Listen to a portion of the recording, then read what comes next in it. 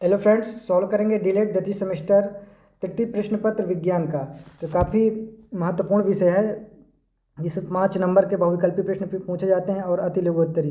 तो देखेंगे 100 बहुविकल्पी प्रश्न और 100 अति लघुत्तरी प्रश्न। इन प्रश्नों को 2 से 3 बार पढ़ के जाएं, ताकि आप, क्योंकि जो नंबर आपको दिलाएंगे बहुविकल्पी और अति लघुत्तरी, क्योंकि इसमें ज़्यादा इधर उधर गलत लिख नहीं सकते। लेकिन जो क्वेश्चन है पहले गलत ना लिखें, प्रयास पूरा करें कि सही क्वेश्चन रहें। और अति लघुत्तरी लॉन्ग भी एक भी क्वेश्चन छोड़े नहीं, मतलब उससे रिलेटेड कुछ भी लिख के आएँ, ताकि आपके जैसे 2 नंबर का है तो 1 नंबर मिल जाएगा। क्योंकि नहीं तो फिर अगर आप क्वेश्चन छोड़ के आते हैं तो बैक लगने की संभावना ज़्यादा हो जाती है, भाई नंबर कम हो जाएंगे। तो करना क्या है, क्वेश्चन कोई भी नहीं छोड़ना है। चलिए स्टार्ट करते हैं। सूर्य के प्रकाश को पृथ्वी तक आने में कितना समय लगता है? तो ये जैसे मैं बताऊंगा कौन कौन से मोस्ट इंपॉर्टेंट, तो उन्हें जरूर देखते जाएं। तो ये हो जाएगा 8 मिनट लगता है। जब पृथ्वी की उपछाया से होकर चंद्रमा गुजरता है तब क्या होता है? तो सूर्य और पृथ्वी के बीच जब आ जाता है तो क्या हो जाता है? ये हो जाता है चंद्र ग्रहण हो जाता है।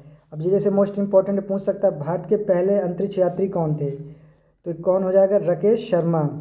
पिछली बार जैसे पूछा गया था, देखो नासा का मुख्यालय कहाँ पर स्थित है? ये मोस्ट इंपॉर्टेंट है, नासा का मुख्यालय कहाँ पर स्थित है? तो ये अमेरिका के वाशिंगटन डीसी में। आप लोग चैनल को सब्सक्राइब कर लें, ताकि जितने भी क्वेश्चंस हैं और सब्जेक्ट के मिलते रहें, तो चैनल को आप लोग सब्सक्राइब जरूर करें। सूर्य का सबसे निकटतम ग्रह, देखो निकटतम पूछ रहा है तो कौन सा हो जाएगा? सूर्य के बुध हो जाएगा। सूर्य का सबसे दूरस्थ ग्रह, दूर जो कौन सा हो जाएगा? तो अरुण। जैसे सभी मोस्ट इंपॉर्टेंट प्रश्न हैं, इन्हें जरूर याद कर लें। बलुई दोमट मिट्टी में रेत की जो है मात्रा कितनी होती है? तो ये होती है 60 से 80%। नियमित खाद के प्रयोग से होती है उपज की वृद्धि, होती है मिट्टी की वृद्धि, पानी की वृद्धि। तो जो होता है उपज की वृद्धि होती है। किसमें? उपज की वृद्धि। 2 से 3 बार, क्योंकि आपका जो है बहुविकल्पी और अति लघुत्तरी पढ़ के जरूर जाएंगे। क्योंकि अगर बैक लग जाता है तो काफ़ी दिक्कत हो जाती है, सालों इंतजार करना पड़ता है। इसलिए कम से कम अच्छे से पेपर दें। कंपोस्ट खाद बनाई जाती है, जैसे ये इंपॉर्टेंट है, किससे? गोबर से या कूड़ा कचरा से? तो ये दोनों से बनाई जाती है। आ और बा दोनों हो जाएगा। अगर किसी विकल्प में आ और बा दिए रहे तो उसमें टिक कर देना है। अगर चारों ऑप्शन दिए रहे तो वो भी, मतलब 99% क्वेश्चन पे टिक कर देना है। नाइट्रोजन उर्वरक से पौधे बढ़ते हैं तो अति शीघ्र क्या है? बढ़ जाते हैं नाइट्रोजन उर्वरक से। कीटनाशक दवाओं के प्रयोग से वृद्धि होती है तो किसकी? रोगाणु प्रतिरोधी में। देखो रबी की फसल, खरीफ की फसल आपको जरूर आनी चाहिए। एक प्रश्न पूछा जा सकता है कि रबी, देखो जैसे खरीफ की फसल क्या हो जाएगी? गेहूँ क्या है? गेहूँ रबी की फसल है। मटर भी, ये भी रबी की फसल है। चना भी क्या है? रबी की। तो उसमें एक ऑप्शन जो दिया रहेगा, देखो क्या है? धान जो है खरीफ की फसल है। याद रखें, रबी की फसल जो है अक्टूबर नवंबर में बोई जाती है, मार्च अप्रैल में काट ली जाती है। खरीफ की जो फसल है जून जुलाई में बोई जाती है। अब जैसे हैरो खेत से क्या निकालने के काम आता है? तो हैरो से देखते होंगे आप, खरपतवार खेतों में। डिबलर से बुआई नहीं होती, किसकी भी बुआई नहीं होती डिबलर से, देखेंगे तो गेहूं की हो जाती है, चने की हो जाती है, बाजरा की। लेकिन धान क्या किया जाता है? आप देखेंगे रोपा जाता है। अब धान क्या है? धान किसकी फसल है? ये खरीफ की फसल है। रबी और खरीफ की फसल को जरूर जाने, एक प्रश्न पूछ सकता है। देखें सिंचाई की कटाऊ पानी विधि जो कौन सी हो जाएगी? तो अप्लावन या प्रवाह विधि हो जाएगी। अब ये जैसे बल का एसआई मात्रक क्या होता है? बल का एसआई मात्रक क्या होता है? याद रखिए न्यूटन, मोस्ट इंपॉर्टेंट है। एमकेएस पद्धति में कार्य का मात्रक क्या होता है? तो जूल होता है। देखो दो जूल जो होता है, कार्य का मात्रक भी जूल होता है, कार्य तथा ऊर्जा का मात्रक भी जूल होता है। याद रखें, चैनल को सब्सक्राइब जरूर कर लें। किसी वस्तु में गति के कारण कार्य करने की क्षमता को क्या कहते हैं? देखो मोस्ट इंपॉर्टेंट है, किसी वस्तु में गति के कारण कार्य करने की क्षमता को क्या कहते हैं? ये हो जाएगा गतिज ऊर्जा। चिमटा उदाहरण किसका है? प्रथम श्रेणी का, द्वितीय श्रेणी का, तृतीय। तो चिमटा जो है इसको कहाँ पे दबाया जाता है? आप देखते होंगे बीच में दबाया जाता है, तो तृतीय श्रेणी का उत्तोलक हो जाएगा। पुनः प्राप्त करने वाली नवीनीकरण ऊर्जा का स्रोत क्या हो जाएगा? तो ज्वार भाटा की ऊर्जा हो जाएगा। पुनः सौर ऊर्जा को सीधे विद्युत ऊर्जा में बदला जा सकता है। तो जो सौर ऊर्जा को सीधे किसके द्वारा? तो सौर सेल द्वारा, देखते होंगे सौर सेल द्वारा। कार्य क्या है? कार्य एक अदिश राशि है, सदिश राशि है, क्या हो जाएगा? कार्य अदिश राशि है। तो अदिश राशियों और सदिश राशियों को भी पढ़ के जाए, क्वेश्चन पूछ सकता है कि कौन सी अदिश राशि है, कौन सी सदिश राशियाँ हैं।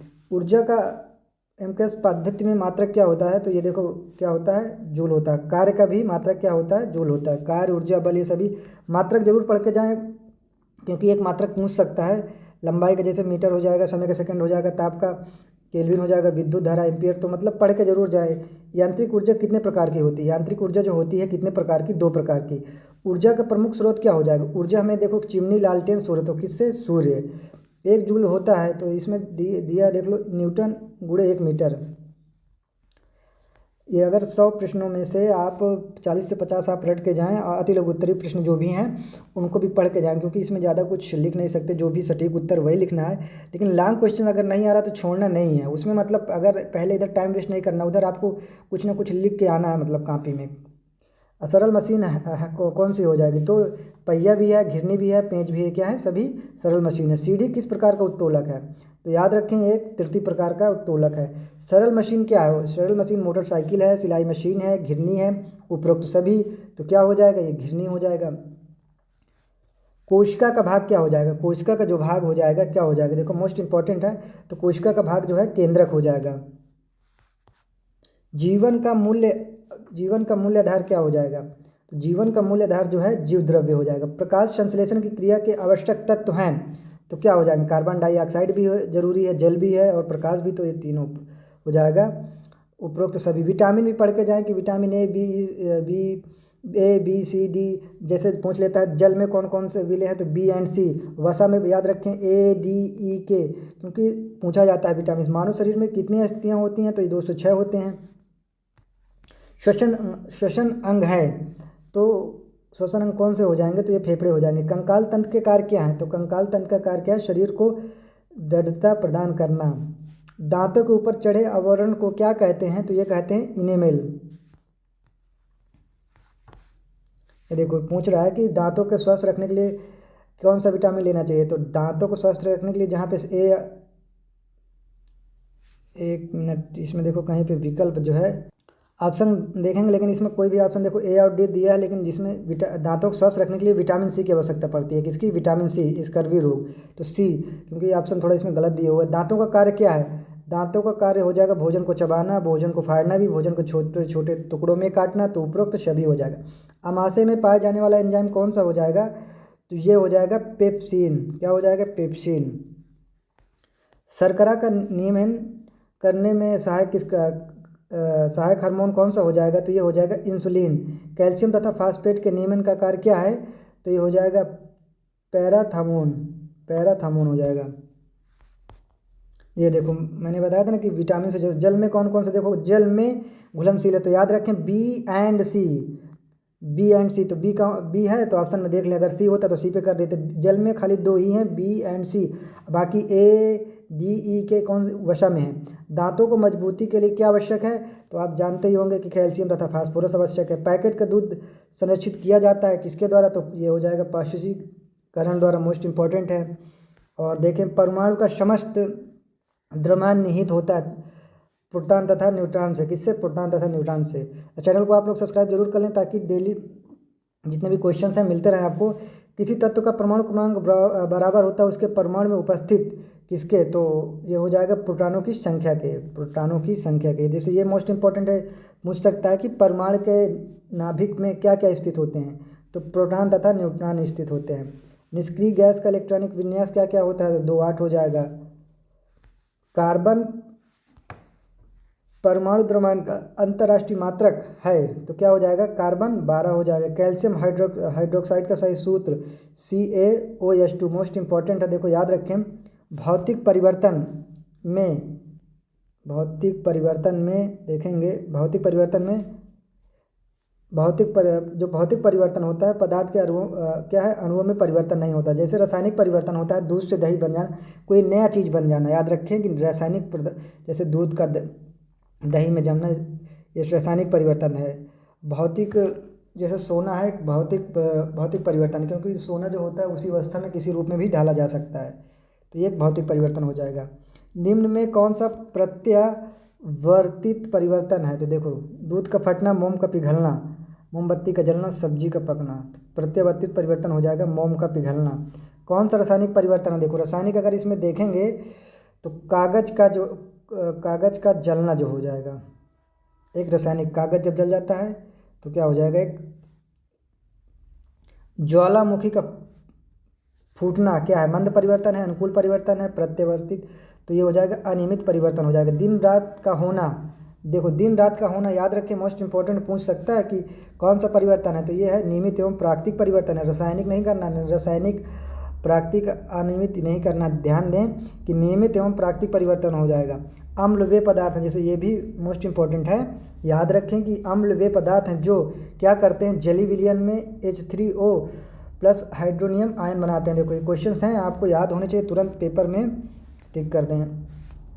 अम्ल व क्षारों की प्रबलता निर्भर करती है किस पे, आयनन की मात्रा पर।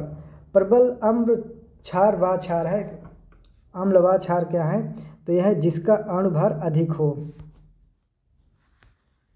ये भी मोस्ट इंपॉर्टेंट है। कह रहा है इलेक्ट्रॉन दाता तथा इलेक्ट्रॉन ग्राही पदार्थों के मध्य उप संयोजक बंध बनने की प्रक्रिया क्या कहलाती है, तो ये कहलाती आयनन। क्या कहलाती है, आयनन। ये भी मोस्ट इंपॉर्टेंट है। कह रहा है कि उदासीनीकरण क्रिया में अम्ल बनता है, क्षारक बनता है, क्षार बनता है, तो याद रखें लवण व जल बनते हैं। जिन अम्लों में ऑक्सीजन तथा सल्फर नहीं होते वे क्या कहलाते हैं, तो याद रखें हाइड्रेसिड कहलाते हैं। क्या कहलाते हैं, हाइड्रेसिड। जिन लवणों के जलीय विलयन एक ही प्रकार के धनायन व एक ही प्रकार के ऋण बनाते हैं, देखो मोस्ट इंपॉर्टेंट है, तो उन्हें क्या कहा जाता है, सामान्य लवण कहा जाता है। नेक्स्ट क्वेश्चन देखते हैं, वायु प्रदूषण। देखो वायु प्रदूषण के जो कारण क्या हो जाएंगे, मैंने बताया था ना कि जिसमें अगर आल ऑप्शन दिए रहे तो सभी कर देना, जैसे कूड़े का जलना भी है, आग लगना भी है, मोटर वाहनों का धुआं भी है, तो ये सभी हो जाएंगे। निम्नलिखित में कौन सी मानवकृत आपदा नहीं है, देखो मानवकृत जो है आपदा नहीं, अग्निकांड हो गई, बम विस्फोट भी हो गया, रेल दुर्घटना हो गया, तो भूकंप, ये सब देखो अग्निकांड, देखो ये सब हो जाते हैं, लेकिन मानवकृत आपदा नहीं है। भूकंप जो एक प्राकृतिक आपदा है, आते हैं। आपदा प्रबंधन विधेयक संसद में कब पारित किया गया था, तो सन 2005 ईस्वी में। जनसंख्या विस्फोट का कारण क्या है, देखो जनसंख्या विस्फोट का कारण क्या हो जाएगा, अनियंत्रित जन्म दर एवं जनसंख्या वृद्धि, जैसे मोस्ट इंपॉर्टेंट है। सुनामी का निर्माण होता है कब होता है, पृथ्वी पर प्लेट खिसकने से। क्या याद रखें, पृथ्वी पर प्लेट खिसकने से। सुनामी का संबंध किससे है, सुनामी का संबंध हो जाएगा, देखो पानी के अंदर उत्पन्न लहर से। चक्रवात का आकार कैसा होता है, मोस्ट इंपॉर्टेंट याद रखें, तो ये होता है चक्रवात, तो ये अंडाकार होता है। किस ग्रह को, देखो ये भी मोस्ट इंपॉर्टेंट पूछ सकता है। हाँ देखो किस ग्रह को वर्ष 2006 में ग्रह की श्रेणी से क्या हटा दिया गया था, किसे, प्लेटो को। सबसे बड़ा ग्रह पूछे कौन सा हो जाएगा, बृहस्पति। सबसे छोटा पूछे तो बुध हो जाएगा। द्वितीय प्रकार के उत्तोलक का उदाहरण क्या हो जाएगा, तो बोतल खोलने वाला यंत्र हो जाएगा। प्रबल क्षार कौन सा है, तो प्रबल क्षार हो जाएगा NaOH हो जाएगा। देखो ये भी मोस्ट इंपॉर्टेंट है। कह रहा अधपका मांस खाने वाला रोग जो कौन सा होता है, तो एंथ्रेक्स हो जाएगा। रसांकुर संरचना पाई जाती है, तो किस में पाई जाती है, क्षुद्रंत्र में।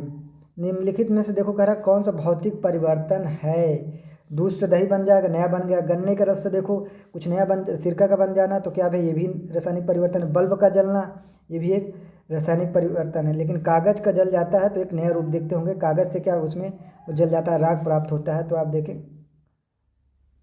नहीं का, हाँ तो हाँ ये अच्छा, कागज़ का जलना भी है, क्या है, ये सब रासायनिक परिवर्तन। पूछ रहा भौतिक परिवर्तन, क्योंकि बल्ब है, बल्ब उसी अवस्था में आ जाता है, जलता है फिर उसी अवस्था में, तो क्या हो जाएगा, बल्ब का जलना। तो याद रखिए रासायनिक परिवर्तन मतलब कोई चीज़ नया, थोड़ा सा देख लिया करें, नया बनना। जैसे गन्ने का रस, नींबू में पाया जाने वाला अम्ल कौन सा होता है, तो नींबू में क्या पाया जाता है, साइट्रिक अम्ल। विटामिन डी का सबसे सस्ता प्राकृतिक स्रोत क्या है, तो ये हो जाएगा सूर्य की रोशनी, हमें विटामिन डी से मिलता है। सरौता में अवलंब क्या होता है, तो ये होता है किनारों पर। सरौता में देखते होंगे आप कहाँ पे फोर्स लगाते हैं, किनारे। घड़ी के, ये देखो मोस्ट इंपॉर्टेंट, ये अक्सर देखते हैं पूछा जाता है, घड़ी की चाबी देने में संक्रांति कौन सी ऊर्जा होती है, तो मोस्ट इंपॉर्टेंट, तो इस प्रकार इसको याद रखें, स्थितिज ऊर्जा। जो हमारी घड़ी होती है, दीवार घड़ी, आप उसको क्या करते हैं, स्थायी रूप से टांगे रहते हैं, तो क्या हो जाएगा, तो क्या हो जाएगा, गतिज।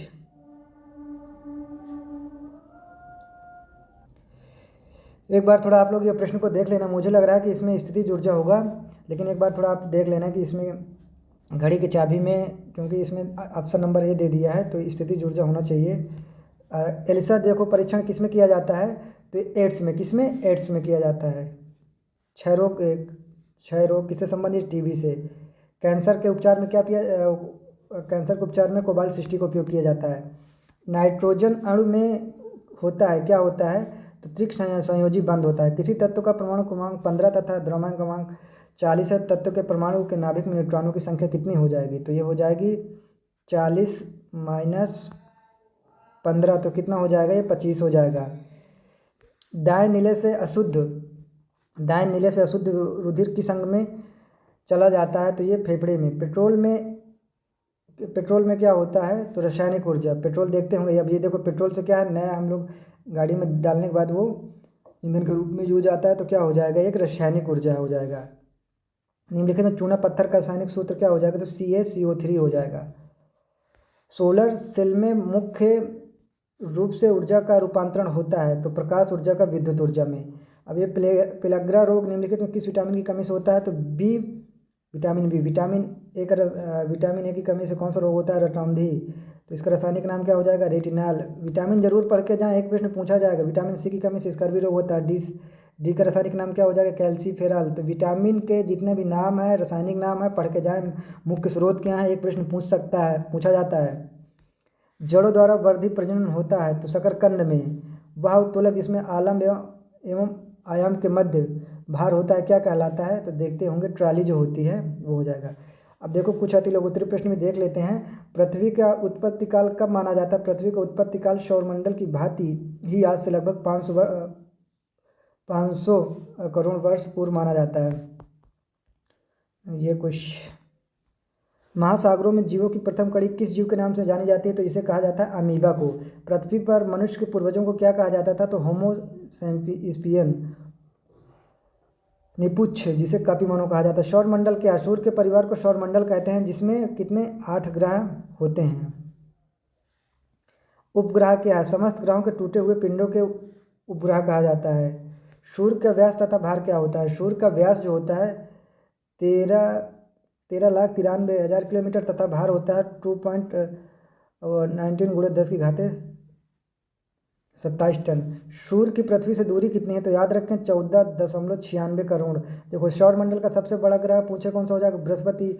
सबसे छोटा ग्रह कौन सा हो जाएगा? बुध हो जाएगा। पृथ्वी का उपग्रह पूछे कौन सा हो जाएगा? तो चंद्रमा। ये सब प्रश्न पूछ सकता है, जैसे मोस्ट इंपॉर्टेंट है। आकाशगंगा क्या है?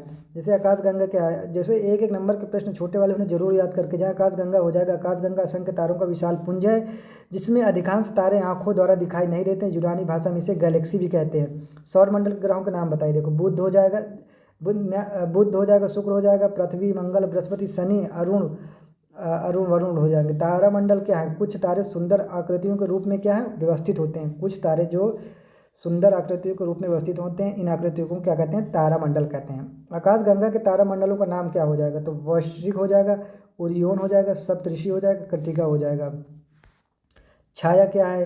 तो छाया देख सकते हैं, जब किसी अपारदर्शी वस्तु को प्रकाश जाने वाले मार्ग में रख देते हैं तो वस्तु प्रकाश को आर पार से क्या रोक देती है, जिससे वस्तु के दूसरी ओर प्रकाशहीन क्षेत्र बन जाता है। इस प्रकारहीन क्षेत्र को क्या कहते हैं? छाया कहते हैं। अब सूर्य ग्रहण चंद्र ग्रहण मोस्ट इंपॉर्टेंट पढ़ कर ही जाएँ कि अमावस्या के दिन सूर्य और पृथ्वी के बीच क्या है? जब चंद्रमा आ जाता है और चंद्रमा की छाया पृथ्वी पर पड़ने लगती है, इस स्थिति को क्या कहते हैं? सूर्य ग्रहण कहते हैं। चंद्र ग्रहण देखो, पूर्णिमा के दिन जब सूर्य और चंद्रमा के बीच पृथ्वी आ जाती है तो चंद्र ग्रहण होता है। भारतीय अंतरिक्ष संगठन का नाम क्या हो जाएगा? ISRO, Indian space research organisation, full नाम जरूर याद रखें।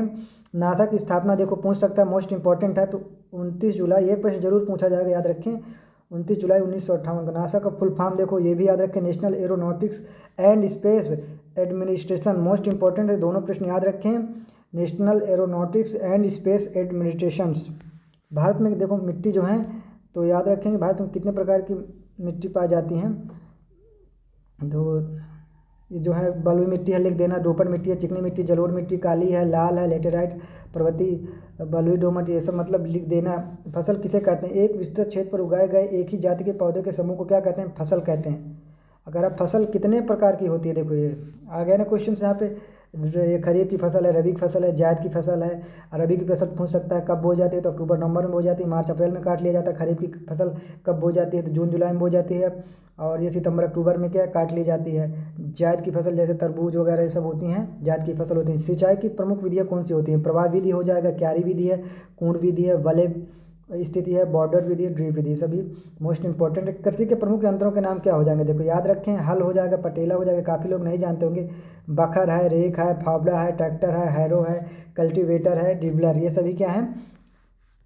मृदा अपरदन क्या है? एक मृदा के एक स्थान से दूसरे स्थान पर हट जाने को क्या कहते हैं? मृदा अपरदन कहते हैं। चैनल को सब्सक्राइब जरूर कर लें आप लोग। बीज बोने की प्रमुख तथा प्राचीन विधि कौन सी हो जाएगी? हाथ से।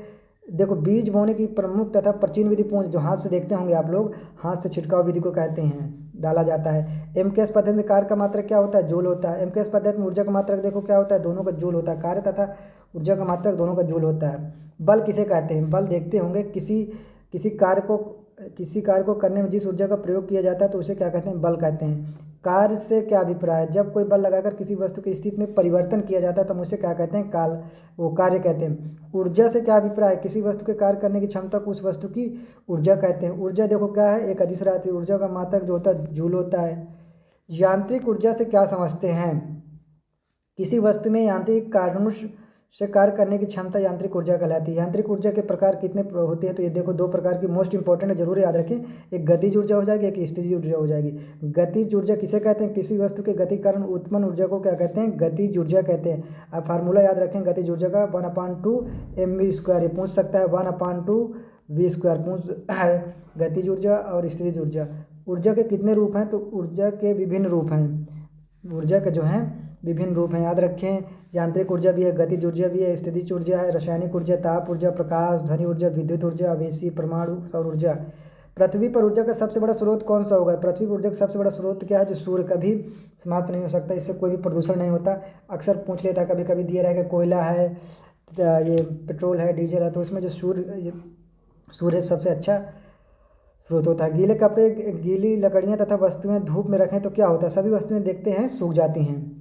सूखने की प्रक्रिया में नमी कहाँ चली जाती है? तो ये क्या है? वाष्पीकृत होकर वायु में मिल जाती है। हवाओं का चलना एवं वर्षा होना किसके कारण संभव है? तो हवाओं का चलना, वर्षा होना सूर्य की ऊर्जा के कारण संभव है। ईंधन से क्या तात्पर्य? वे जो पदार्थ दहन की क्रिया द्वारा ऊर्जा प्रदान करते हैं ईंधन कहलाते हैं। परिवहन के साधन मुख्य रूप से किस पर निर्भर करते हैं? तो ये पेट्रोलियम उत्पाद पर निर्भर करते हैं। विद्युत ऊर्जा का देखो उपयोग कहाँ होता है? पंखा है, टीवी है, फ्रिज, कूलर, कंप्यूटर, एसी आदि चलाने के लिए विद्युत ऊर्जा का प्रयोग। अब ऐसे प्रश्न आए तो छोड़ के नहीं चले जाना। बायोगैस से क्या तात्पर्य है? गोबर गैस प्लांट से उत्पन्न गैस जो देखते हैं बायोगैस कहलाती है। ऊर्जा के सीमित स्रोत, अनवीनीकरण स्रोत कौन से हो जाएंगे? तो स्रोत ऐसे जिन्हें पुनः प्राप्त नहीं किया जा सकता है, यथा पत्थर, जैसे कोयला, पेट्रोलियम उत्पाद जो सीमित स्रोत कहलाते हैं। आवासन विधि का उपयोग किस कार्य में किया जाता है? तो पेट्रोलियम से मिट्टी का, जैसे तेल, पेट्रोल, डीजल आदि को बनाने में आसवन विधि का अपनाया जाता है। जीवाश्म ईंधन किसे कहते हैं? कोयला एवं पेट्रोलियम को जीवाश्म ईंधन कहते हैं। ऊर्जा के असीमित स्रोत कौन से हैं? तो वायु, जल, बायोगैस एवं सूर्य पुनः प्राप्त होने वाली ऊर्जा के स्रोत है। देखो, सूर्य पुनः ऊर्जा के, इन्हें ही ऊर्जा का असीमित स्रोत कहा जाता है।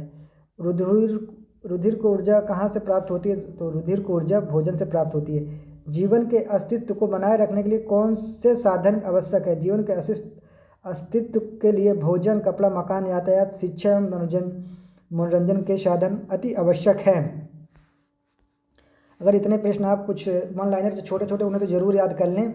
वैकल्पिक ऊर्जा के कौन से स्रोत हैं? तो देखो, सौर ऊर्जा हो जाएंगे, गतिमान, वायु, जल, समुद्री, भाटा, जैव, मात्रा, बायोमास, वैकल्पिक। सोलर कुकर से आपका क्या अभिप्राय है? सौर ऊर्जा को ऊष्मा के रूप में एकत्रित करके इसको सोलर कुकर द्वारा भोजन पकाने में उपयोग करते हैं। सौर ऊर्जा किसे कहते हैं? देखो, तो सूर्य की प्रकाश ऊर्जा को विद्युत ऊर्जा में बदलने की उक्ति को क्या कहते हैं? सौर ऊर्जा कहा जाता है। अधिक संख्या में विद्युत धारा प्राप्त करने के लिए अधिक संख्या में सोलर सेलों का जोड़ा जाता है, जिसे सौर पैनल कहते हैं। इससे एक प्रश्न पूछा जाएगा तो जरूर याद रखें। कोशिका क्या है? देखो, कोशिका जो है मानव शरीर की जिन असंख्य छोटी छोटी इकाइयों से मिलकर बनता है, उन इकाइयों को कोशिका कहते हैं। केंद्रक क्या है? केंद्रक कोशिका के सबसे महत्वपूर्ण अंग है। यह कोशिका के मध्य में स्थित होता है और कोशिका रस का ही संघन पिंड है। यह अधिक गहरे रंग का होता है, अतः इसको कोशिका में आसानी से पहचाना जा सकता है। केंद्रिका ही कोशिका का जीवन है। केंद्रक जीव द्रव्य क्या है? तो केंद्रक के अंदर जो गाढ़े तरल तथा चिपचिपे पदार्थ को क्या कहते हैं? केंद्रक जीव द्रव्य कहते हैं। मोस्ट इंपॉर्टेंट है, गाढ़े तरल तथा चिपचिपे पदार्थ को केंद्रक का जीव द्रव्य कहते हैं। कोशिका के कितने अंग हैं? देखो, ये मोस्ट इंपॉर्टेंट है, पूछ सकता है। 3 अंग है। कोशिका भित्ति, कोशिका द्रव्य, केंद्रक। ऊतक कितने प्रकार का होता है? ऊतक निम्न प्रकार का होता है। उपकला ऊतक, संयोजी ऊतक, संवहन, पेशी ऊतक, तंत्रिका ऊतक हो जाएगा। आइए थोड़ा इसमें देख लेते हैं। जीवधारियों में प्रजनन की कौन सी विधियाँ होती हैं? जीवधारियों के प्रजनन की विधियाँ 3 भागों में बांट सकते हैं: वर्धी प्रजनन, अलैंगिक प्रजनन, लैंगिक प्रजनन। अलैंगिक प्रजनन पूछ सकता है क्या है? इस विधि में नए जीव की उत्पत्ति एक ही जनक से होती है, इसे अलैंगिक प्रजनन कहते हैं। लैंगिक प्रजनन क्या है? अब ये प्रकाश संश्लेषण की प्रक्रिया के आवश्यक तत्व कौन से हो जाएंगे? तो इसके आवश्यक तत्व कार्बन डाइऑक्साइड, जल, क्लोरोफिल, प्रकाश। कम से कम 200 प्लस तो क्वेश्चंस कर ही लिए हैं, इसलिए आप ज़्यादा से ज़्यादा क्वेश्चंस को जो है प्रैक्टिस करके याद करके जाएं, क्योंकि इसमें कुछ ज़्यादा लेकिन लॉन्ग क्वेश्चन नहीं छोड़ने, लॉन्ग क्वेश्चन भी करना है। गलत ऑब्जेक्टिव जो है गलत नहीं करना, चाहे बाद में लिखें कैसे भी, थोड़ा सा अगर इधर उधर करके देख के, मतलब अगर 5 नंबर जो होते हैं बहुत महत्वपूर्ण होते हैं। दोस्तों चैनल को लाइक शेयर एंड सब्सक्राइब जरूर कर दें। Thanks for watching.